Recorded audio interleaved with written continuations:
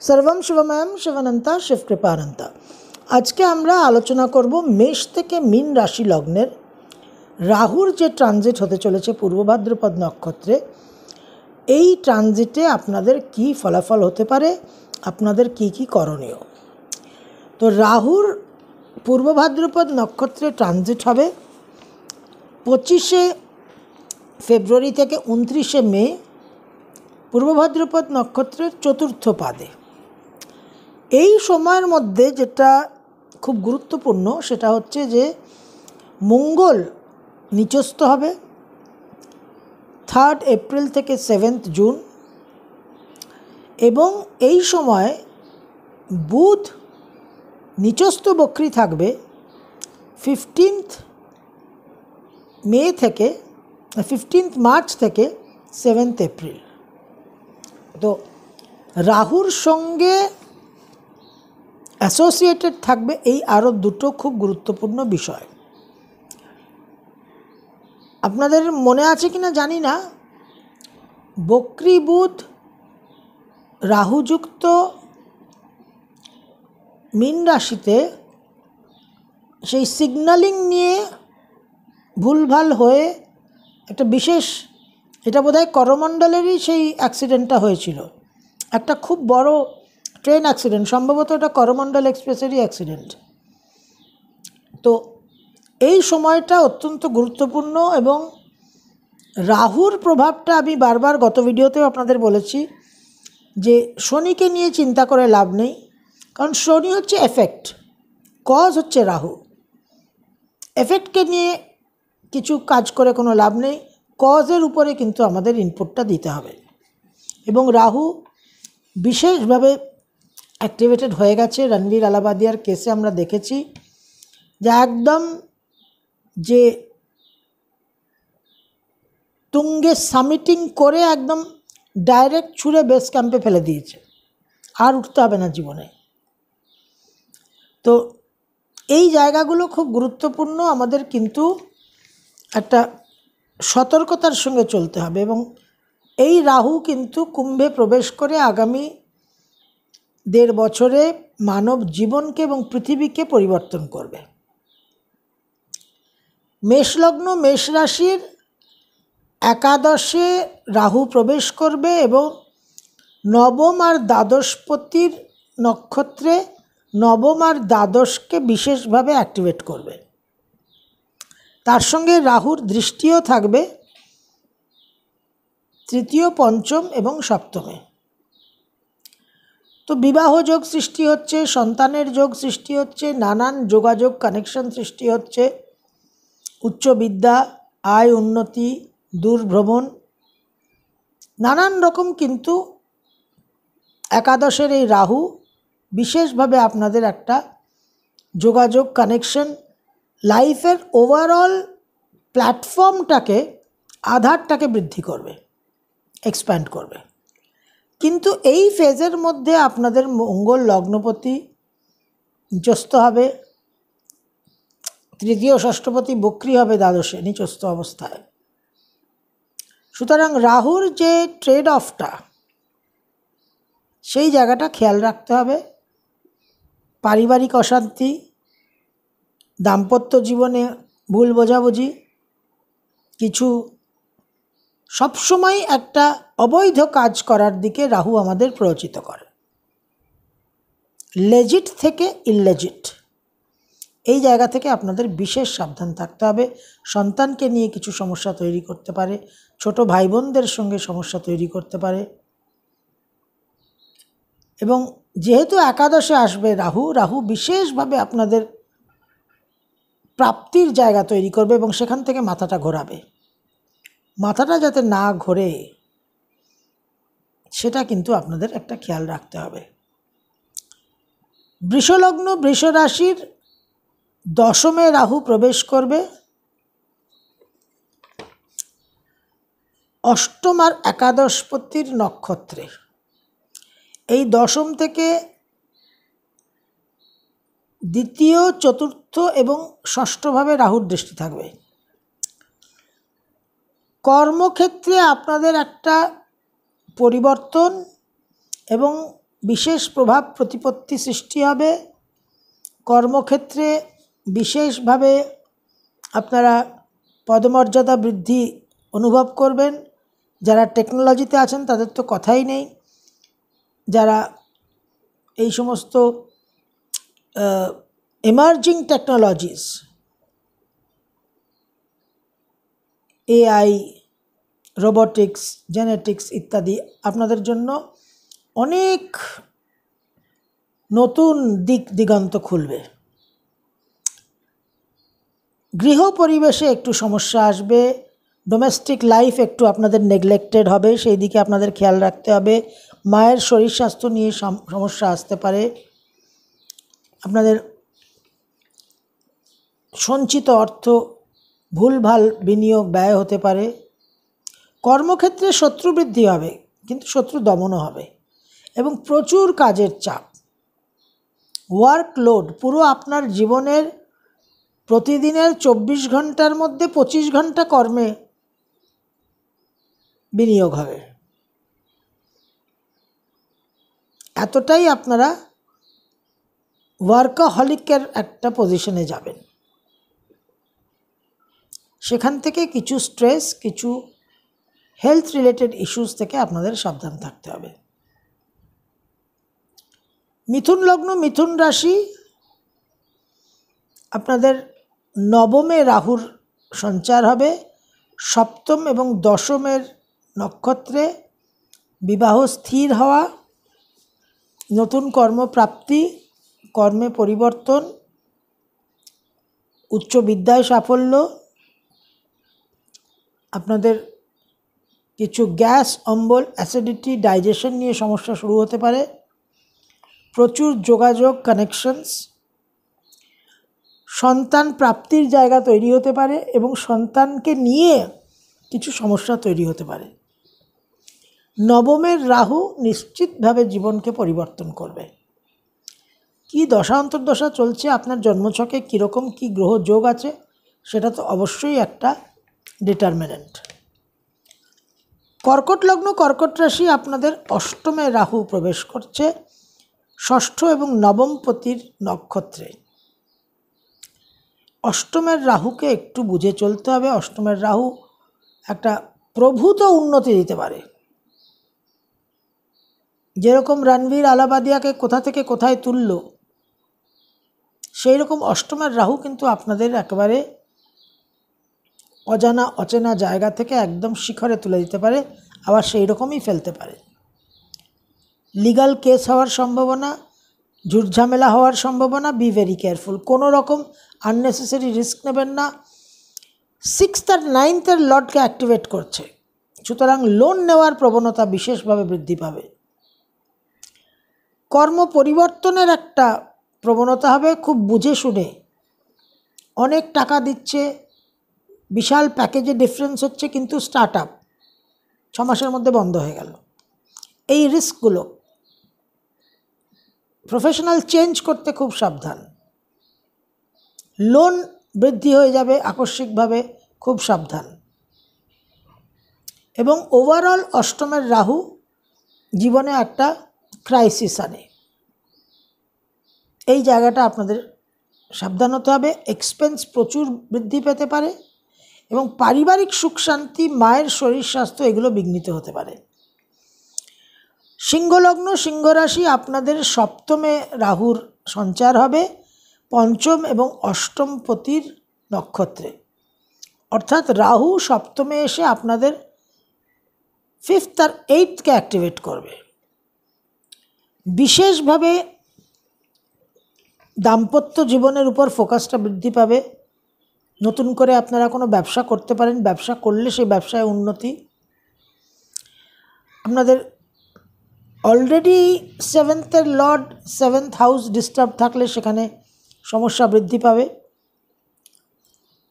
আপনাদের আয় উন্নতির দিক, সামাজিক পরিমণ্ডল বৃদ্ধি, বন্ধুবান্ধব বৃদ্ধি, কানেকশনস, যোগাযোগ বৃদ্ধি হওয়া। কিছু ট্রাভেল তো ছোট এবং বড়, short and long distance travels কিন্তু বিশেষভাবে বৃদ্ধি পাবে। দাম্পত্য জীবনের উপর একটু কিন্তু চাপ আসবে, সন্তানকে নিয়ে কিছু টেনশন হতে পারে। এবং যেহেতু আপনাদের সপ্তমপতি শনি অষ্টমে চলে যাচ্ছে, তো আকস্মিক কিছু জীবনে আইন ঘটিত সমস্যা ইত্যাদি হওয়ার সম্ভাবনা থাকছে। মঙ্গল এই ফেজে নিচস্থ হবে, বুধ নিচস্থ বক্রী থাকবে। কোনো রকম কোনো রিস্ক নেবেন না, কোনো রকম কোনো ওভার কনফিডেন্সের কাজ করবেন না। কন্যা লগ্ন, কন্যা রাশি, আপনাদের 6th হাউসে রাহু প্রবেশ করছে, 4th আর 7th লর্ডকে অ্যাক্টিভেট করবে। ষষ্ঠের রাহু কর্মজীবনে সুফল দেবে, কর্মক্ষেত্রে শত্রু বৃদ্ধি করবে, আবার শত্রুকে দমনও করবে। দূরভ্রমণের যোগ দেখা যাচ্ছে, গৃহ পরিবর্তনের যোগ, বিবাহ যোগ, কর্মে পরিবর্তন, শুভ কর্ম লাভ, তার সঙ্গে দাম্পত্য জীবনে কিছু সমস্যা আনতে পারে। 6th রাহু দ্বাদশে দৃষ্টি প্রদান করবে, দশমে দৃষ্টি প্রদান করবে, দ্বিতীয় দৃষ্টি প্রদান করবে। বাক সংযমটা প্রয়োজন। এবং 4th আর 7th অ্যাক্টিভেট করবে। সুতরাং বিবাহ হওয়ার সম্ভাবনা, যারা অবিবাহিত, যারা বিবাহিত তাদের বিবাহিত জীবনে কিছু সমস্যা হওয়ার সম্ভাবনা। এডুকেশনের ক্ষেত্রে একটু মনোসংযোগটাকে বিঘ্নিত করবে রাহু। এবং গৃহ ক্রয় এবং গৃহ পরিবর্তনের যোগ প্রবল। তুলা লগ্ন, তুলা রাশি, আপনাদের পঞ্চমে রাহু প্রবেশ করবে, তৃতীয় এবং ষষ্ঠপতিকে অ্যাক্টিভেট করবে। পঞ্চমের রাহু বিশেষভাবে একটা শার্প ইন্টেলিজেন্স দিতে পারে, আবার কুমতিও দিতে পারে। সেই থিন লাইন অফ ডিফারেন্সটাকে কিন্তু বজায় রাখতে হবে। বিশেষভাবে খুব নভেল, খুব আউট অফ দ্য বক্স চিন্তাভাবনা দিতে পারে রাহু। আবার তার সঙ্গে কিছু নিজের জন্য অহিতকারী কিছু চিন্তাভাবনা, সন্তানের জন্য কিছু অশুভ প্রভাব আনছে। আয় উন্নতির দিকটা বিশেষভাবে বৃদ্ধি করবে। দূরভ্রমণের যোগ, বাবার জন্য কিছুটা অশুভ প্রভাব। এবং নিজের সম্বন্ধে একটু সচেতন করবে। তুলা লগ্ন, তুলা রাশিকে নিজের সম্বন্ধে সচেতন করবে, নিজের হেলথ নিয়ে চিন্তাভাবনা করা, নিজেকে আপগ্রেড করা, নিজেকে আরও ইমপ্রুভ করার দিকে আপনাদের একটা মনন চিন্তন তৈরি হবে এবং সেদিকে আপনারা সুফল পাবেন। প্রচুর যোগাযোগ, কানেকশন, এবং যারা কর্মহীন হয়ে আছেন তাদের কর্মলাভের সম্ভাবনা। বৃশ্চিক লগ্ন, বৃশ্চিক রাশি, 4th হাউসে রাহু প্রবেশ করবে, 2nd and 5th লর্ডকে অ্যাক্টিভেট করবে। 4th রাহু ভীষণভাবে মনকে চঞ্চল করে, মায়ের সঙ্গে সম্পর্কে সমস্যা আনে, গৃহ থেকে দূরে নিয়ে যায়, লেখাপড়ায় কিছুটা ডিস্টারবেন্স করবে। এই রাহু দশম এবং অষ্টমে দৃষ্টি দেবে, কর্ম পরিবর্তন, নানান রকম ঝুটঝামেলা হওয়া, দূরভ্রমণ এবং ব্যয়ভাবকে বৃদ্ধি করবে।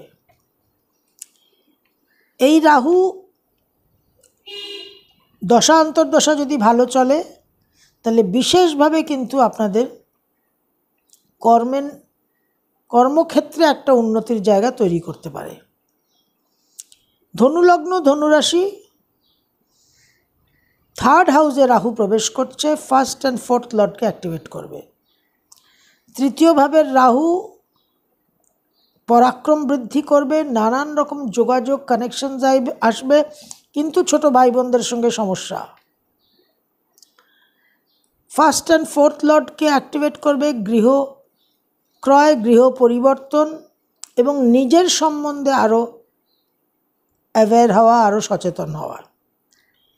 এই 3rd রাহু দাম্পত্য জীবনকে কিছুটা ডিস্টার্ব করতে পারে, আয় উন্নতির দিকে আপনাদের শুভ ফল দেবে, কর্ম পরিবর্তনের দিকেও কিন্তু আপনাদের শুভ ফল দেবে।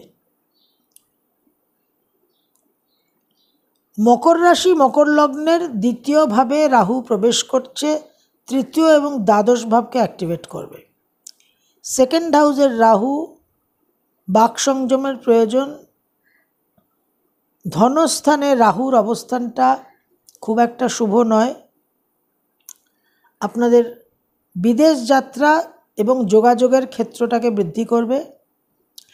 এই রাহু কিছু শত্রু বৃদ্ধিও করবে, কিছু আইনঘটিত সমস্যাও তৈরি করবে এবং কর্মক্ষেত্রে কিছু শুভ পরিবর্তন আনার সম্ভাবনা। কুম্ভলগ্ন কুম্ভ রাশির লগ্ন রাশিতে রাহু প্রবেশ করছে, দ্বিতীয় এবং একাদশ পতিকে অ্যাক্টিভেট করবে।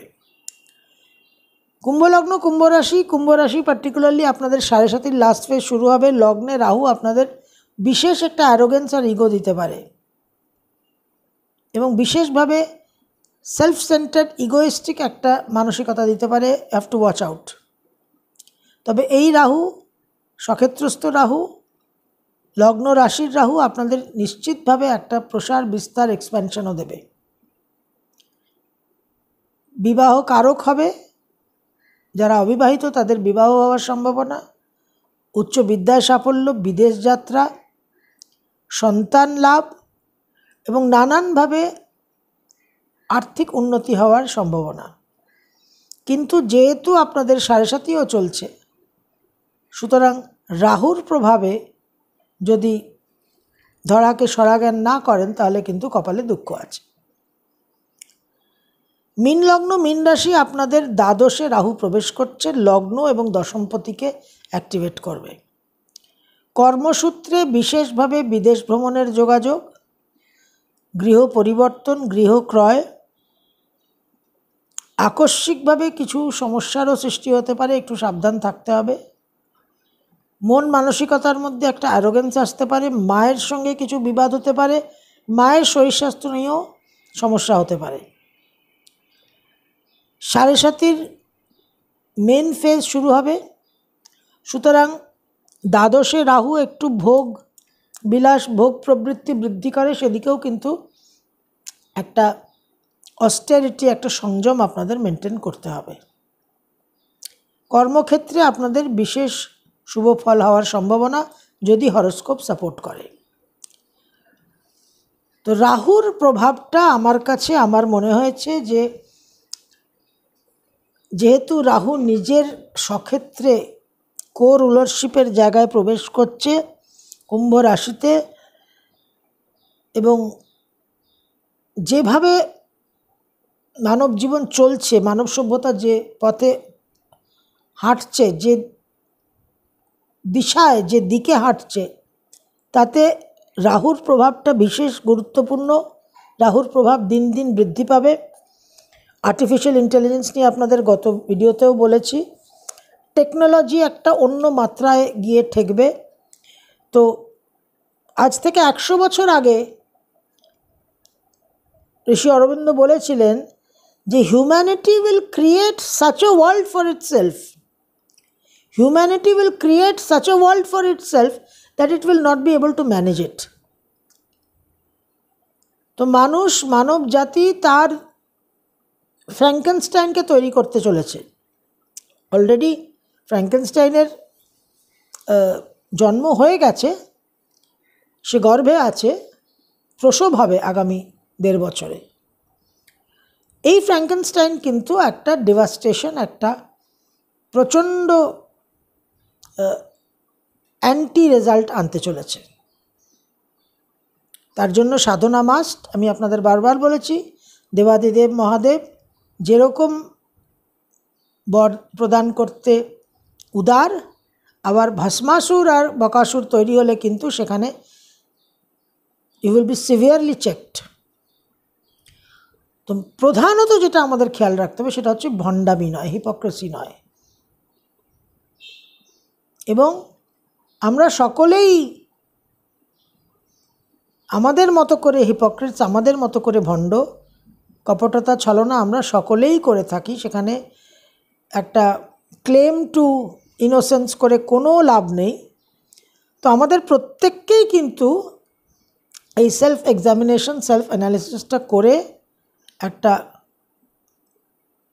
আন্ডারস্ট্যান্ডিংয়ে আসতে হবে, একটা ক্যালকুলেশন করতে হবে যে কতটা আমাদের চেঞ্জ এবং রেকটিফিকেশনের প্রয়োজন।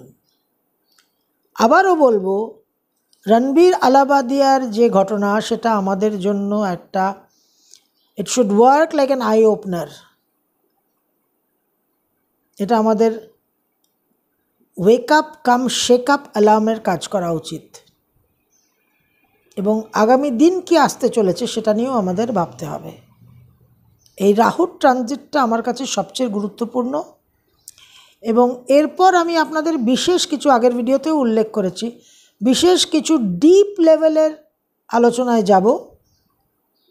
এই মীন রাশির যে সেন্টার স্টেজ ড্রামা হতে চলেছে, এই সেন্টার স্টেজ ড্রামার একটা খুব প্রফাউন্ড, প্রগাঢ়, নিগুড় একটা বিশ্লেষণ করার প্রচেষ্টা করব। আশা করি তাতে আমরা সকলেই উপকৃত হব। সর্বম শুভময়ম শিবানন্তা শিবকৃপানন্তা।